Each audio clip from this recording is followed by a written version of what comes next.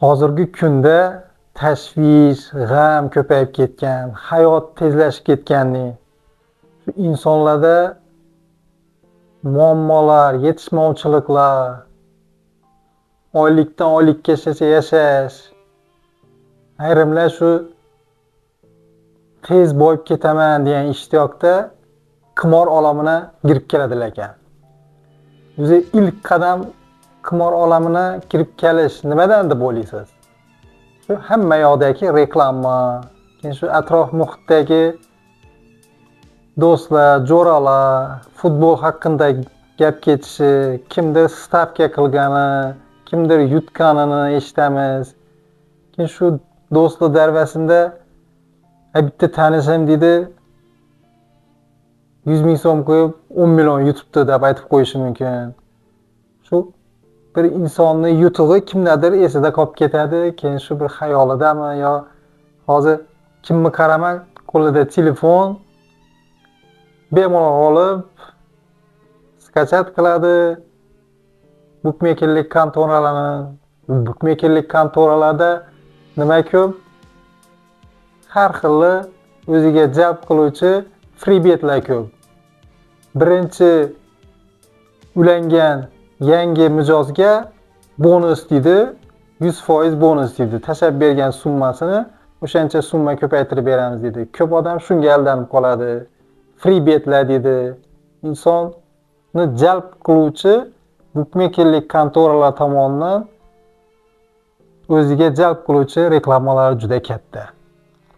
Bugungi gapirib beradigan voqeam, hikoyam desam bo'ladi, real voqea. Chunki meni YouTube'dagi chiqishlarimni ko'rib, videolarimni tomosha qilib, qimordan, qarzdorlikdan aziyat chekayotgan bitta inson haqida gapirib berib o'tmoqchiman. Bu inson oddiy oila farzandi. O'zi shu halol mehnatdan mehnat qilib pul topib yurgan inson, yosh yigit.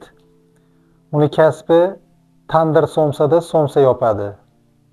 U har kuni ertalab turib mehnat qilib haloldan rizqlanib yurgan inson. Bu yigit shu adashib do'stlar atrofi bilan tanishlaridan eshitib qimor olamiga kirib, shu stavkalar qilib, stavkada yutib yurib, oxiri katta shu qimorning orqasidan fojiaga o'zini qurbon qildi desam bo'ladi. To'g'ri, bu boshqa bir aytgan insonlarnikiga o'xshagan juda katta pul emas-u, boshlanishi shundan boshlanadi. Agar vaqtida to'xtatmasa, bu qarzdorlik botqog'i kattalashib ketadi. Bu yigit to'g'ri tandirda somsa yopishni o'zi kimgadir oson ko'rinishi mumkin. O'zi har bir kasb kimgadir oson ko'rinadi. Tandirda somsa yopish juda katta mashaqqat, chunki bu tandirda men non yopganman, eslayman. Bu tandirdagi katta temperatura, issiqni xo'ri shu yuzingga uradi, issiq bo'ladi. Bu yigit ham shu har kuni mehnatning orqasidan issiq tandirda olov tutunlar ko'zini sal shamollatib qo'yadi. Ko'zini operatsiya qilish darajasigacha boradi. Chunki hozir o'zini qo'lida pul bo'lmaydi. Shu bankdan kredit oladi, 15 million kredit oladi.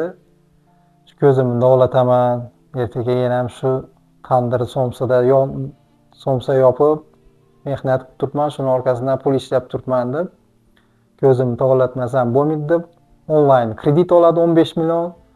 15 million kredit olgandan keyin uni shu oldingi yutkazilgan pullari, xayolidagi, miyasidagi qimorlar aylanib yurgandan keyin esiga tushadi. Qo'lida puli bor. Nima qiladi? Bitta stavka qilaman, omadimni sinab ko'raman deb qimorda shu 3-4 kun ichida 15 million pulni yutkazib qo'yadi. Keyin yutkazilgandan keyin nima boshlanadi insonda? Siqiladi, muammolar. Chunki bu onlayn kreditni ko'zimni dovlataman deb yaxshi niyatda kredit olgan. To'g'ri, kredit olgandan keyin bir zarurlikchilikdan oladi inson. Hozir bu olingan kredit qimorga ketdi. Endi buni vaqtida to'lash kerak. Oy degan Vaqt o'tib yotibdi, muddatlar ham birpasda kelib qoladi kredit to'lash uchun. Endi mendan maslahat so'radi bu ukamiz. To'g'ri, men maslahat berdim. Hozir har bir shu qimor ichidagi stavka qilib yurgan inson unga men aytganim bilan tanish bilishi, oila a'zolari, ota-onasimi kimdir nasihat, motivatsiya bergani bilan u chin yurakdan o'zi to'g'ri qaror qabul qilmaguncha shu qimor ichida bo'ladi. To'g'ri, men u bilan gaplashdim, tushuntirdim. Hozir o'ynamaslikni, faqat qarzdorlikni emas, shu yutkazilgan pullarni o'ylamasdan, shu pulni endi qanday qilib to'lasam, nima qilib shu pulni qaytarib joyiga qo'ysam degan faqat qimor bilan emas, boshqa narsalar bilan mehnat orqali shuni o'ylash kerak. Ko'pchilikning xatosi shu yutkazilgan pulni yutaman deb yana kimdandir qarz oladi, u qarzni ham qimordan yutkazib yuboradi. Bu zanjir bog'lanib bir-biriga ketaveradi. Bu videomdan chiqish qilishimdan maqsad shu hozir stavka qilib qimor olamida yurgan insonlarga murojaatim. Bu qimor to'g'ri hozir yutib yurgan bo'lishingiz mumkin. Har doim ham yutuq bo'lavermaydi.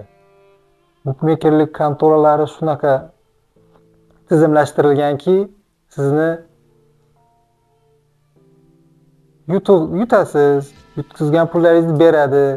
Shu darajaga keladiki, katta summalar yutgandan keyin sizdan qo'shimcha hujjatlarni so'rashni boshlaydi, adres so'rashni boshlaydi, ma'lumotlar so'rashni boshlaydi. 3-4 kun vaqt o'tadi. Bu sizga psixologik ta'zim o'tkazishadi-da, shu vaqtida pulni chiqarib bermay, shu pulni siz qaytadan yana yutkazib yuborasiz. Shunaqa insonlar ham ko'p. Men shu hozir qimor ichida yurgan, stavka qilib yurgan yoki stavka qilishni to'xtatib, qimorni tark qilmoqchi bo'lgan insonlarga aytaman, vaqtida xulosa qiling, to'xtating, hayotingizni qutqaring. Agar hozir to'xtatmasangiz, ertaga buning oqibatlari katta fojiaga olib kelishi mumkin. Ko'rishguncha.